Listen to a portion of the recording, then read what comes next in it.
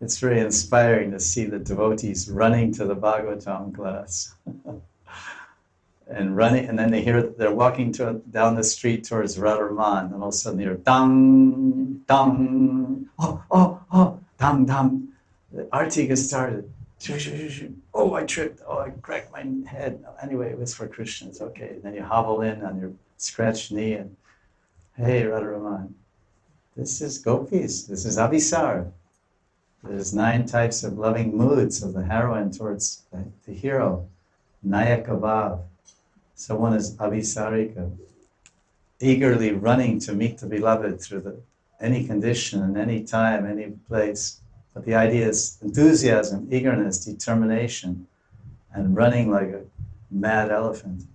So I see all the elephant-like devotees streaking across the Vishaka's Kunj to be on time for the Bhagavatam class.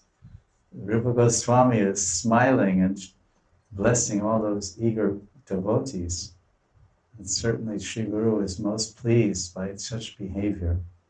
It is our behavior, it is our mentality, it's our attitude, it's our expressions and our feelings which are pleasing to Krishna and Guru.